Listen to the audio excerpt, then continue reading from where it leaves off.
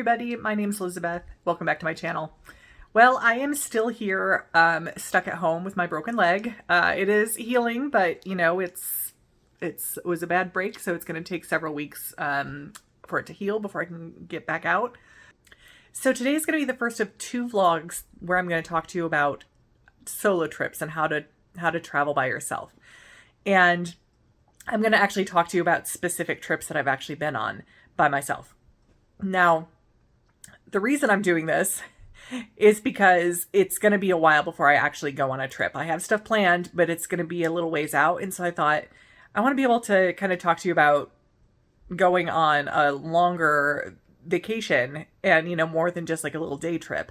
And I don't want to wait too long to do it. So I thought, let me talk to you about some of the ones I've done already before I started the vlog. So today I'm going to talk to you about my trip to Florida that I took a couple years ago in 2022. And then next time, probably in a couple weeks, I'll tell you about a cruise I took that's a little different. I wasn't exactly by myself on that one, but I still think that there are some good things to take away for people who are looking to maybe travel by themselves.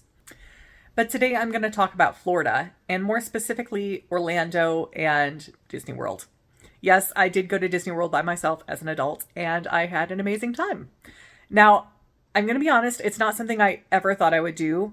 A little background. When I was growing up, my grandparents lived in Florida, not in Orlando. They lived on the coast, and we would go down there maybe every summer, maybe every other summer, and visit them and stay with them for a week. And that was our family vacation, you know, and we'd go to the beach, and it would be a very cheap vacation for us because we were staying with my grandparents, and you know, it was the cost of gas and maybe one or two times out to eat. Well, a lot of the time, as we were driving home, we would stop in Orlando and go to like one park. You know, we'd go to the Magic Kingdom, or we'd go to what was at the time MGM Studios, or we did go to Universal Studios one time. But that was what we did. You know, we would go to one park. So I had been to all the parks before, split up, you know, over the years. I had been to every park. And then as an adult, most of my adult life, my aunt and uncle and their daughter-in-law and their grandson have lived in Orlando.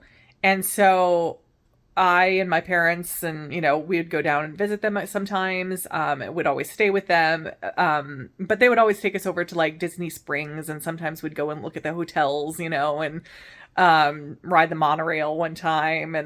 And then later, when I turned about 30, they started occasionally being able to get us into Epcot for free.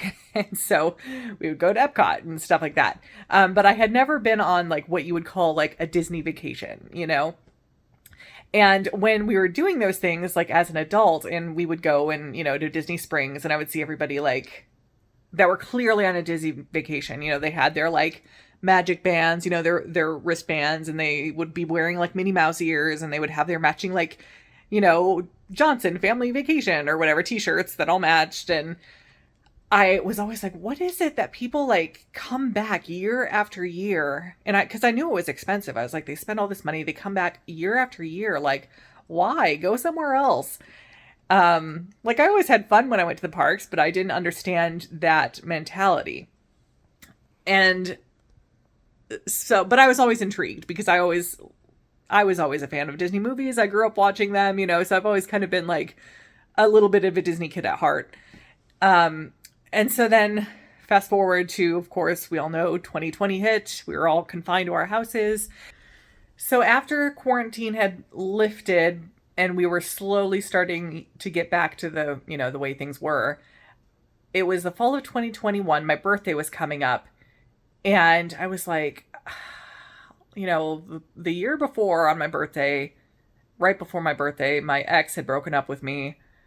And then I was kind of remembering that. I was like, you know, all that pent up energy that we all had right after, you know, quarantine, that like, I haven't done anything for like a year and a half. Like, you know, all that was kind of like coming out, and I was thinking about my birthday coming up, and I was like, maybe I should do something special for my birthday. And I realized, I don't want to spend that much money all at once. I don't mind spending some money, but I like to spread it out. Like, I like to be able to plan for it. I don't like to drop a whole lot of money with no notice. So I realized I'm going to take a trip for my birthday in 2022. And so I started planning a year early. And I started looking around and I was like, I like cruises. And so I was looking at a cruise, but at that point, all of those heavy regulations were still in place, for COVID and all that kind of stuff. And I was like, you know what? I don't even want to mess with that. Like, I don't want to be like trapped on a boat, with these measures and potentially, we all heard the horror stories right as COVID was hitting, with the people that weren't allowed off the cruise ship. And anyway, I was like, I don't even want to deal with that until we're farther past COVID. So I kind of ruled out going on a cruise. And then just something like triggered in my head. And I was like, I wonder how much it would cost for me to go to Disney World. So I booked it. After I booked it, I then like texted, I think, my parents and some of my friends, just kind of saying like, hey, I'm taking this trip if you want to come, kind of a thing. Because it's not that I wanted to go by myself. I was going on the trip no matter what. And so I think my parents, it was their like a big anniversary for them. And so they were already planning a trip for that year and they couldn't go on another one. And like my best friend, I think, was about to have her first kid and there's no way she was gonna be able to travel. And so I was like, you know what? I guess I'm gonna go alone, because I was getting excited about it. But then first I was like, do people go to Disney World by themselves? And then I Googled it and the answer was a resounding yes, they do.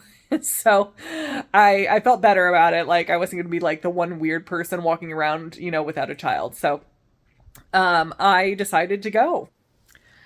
So I took a whole year, saving for it. I'd made my reservations. So I was basically like paying it off in installments, kind of, and planning and researching restaurants and all that kind of stuff, because I am someone that likes to plan. And while I like to have a plan, but then I like to be flexible if I need to be. So I don't like to like rush into something and be like, I haven't done any research. I don't know where I'm going. I like to know before I go, how to do things the best way. And then if I need to adjust, I adjust. But yeah, I had so much fun even just doing the research on like the restaurants and like, tips and all this kind of stuff. I enjoyed planning for it and it got me very excited. So my first tip for planning to do something alone, if you're thinking about doing a trip by yourself, is do some planning. Even if you don't consider yourself a planner, do your research and make sure wherever you're going, know what there is to do around there, know what restaurants, you want to go to.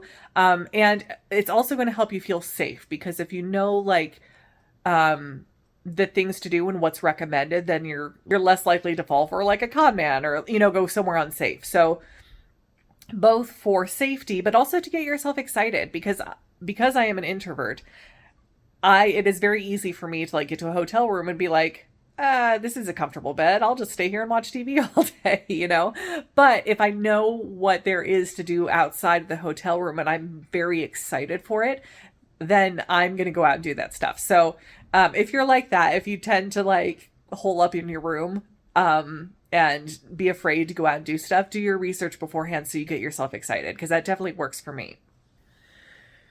Now, I am lucky because, like I mentioned, I do have family in Orlando. So I planned it so that I could see them while I was there. So I left a couple days before my official Disney stay, and I stayed with my aunt and uncle for, 2 or 3 days. I don't remember the exact timeline. And they were able to show me around like the non-Disney side of Orlando. We went for an airboat ride in the swamp in the Everglades. I don't know. We went for an airboat ride, saw a lot of alligators and wildlife. It was really cool. We went to a couple unique restaurants. I tried goat for the first time. That was fun. And then, when it was time for my actual Disney stay, they were kind enough to drive me over to the hotel. That way I wouldn't have to like pay for an Uber or anything like that. And then my alone part of the vacation started, and I was there at Disney by myself, and I had so much fun. Now, I did take tons and tons of pictures. I am going to show a bunch of them to you right now, so you're not just staring at my face for this whole vlog. So let me show you how much fun I had by myself.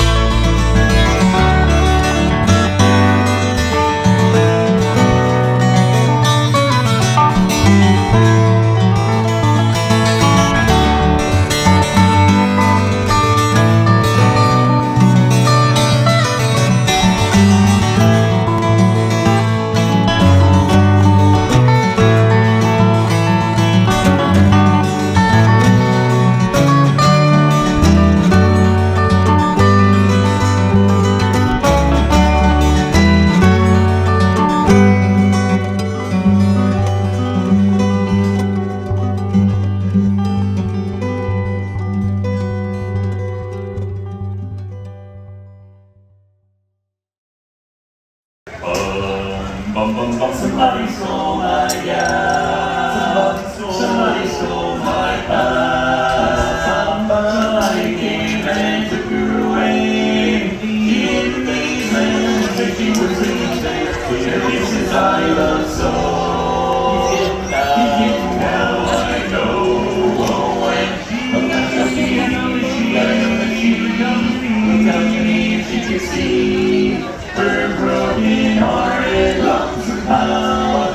Somebody stole my gal. Somebody knows just how we should be. Somebody knows just how we see, how we see. Somebody has those eyes and hypnotize. If you live, come see us.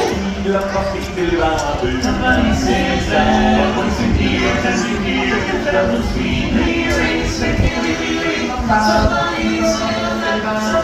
special that found somebody, and somebody knows. Somebody stole mine. Somebody stole mine. Somebody came and took her away. She didn't even say she was leaving. Her kisses I love. He's getting now, I know. And oh, got to be, I know that she would come to me if she could see. Yeah, a broken hearted lonesome pal. Somebody stole mine. Now.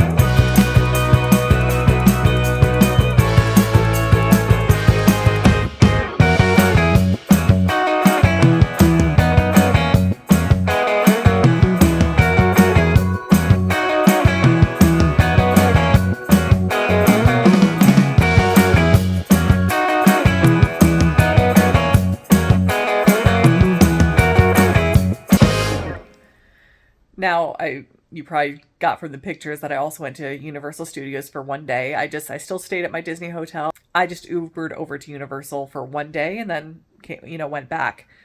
Now, I unfortunately was there during a hurricane.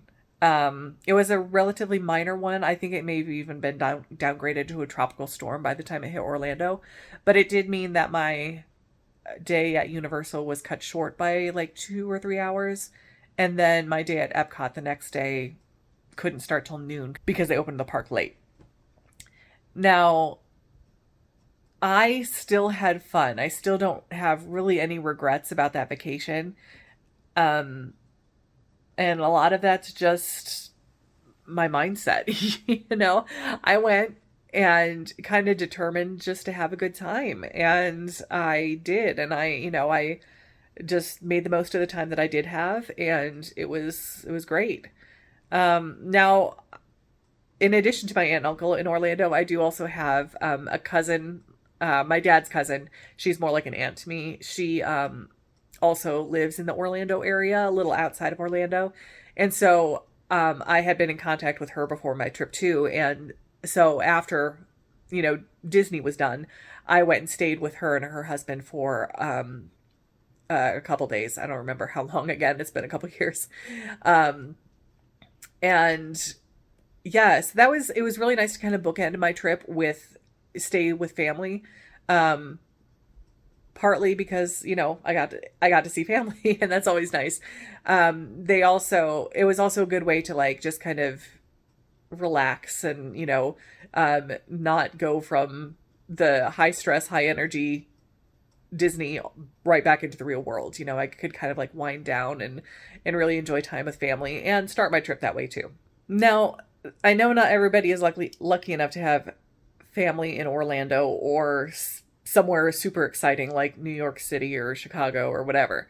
But it might be a good way for you to start like dipping your toe into making trips by yourself.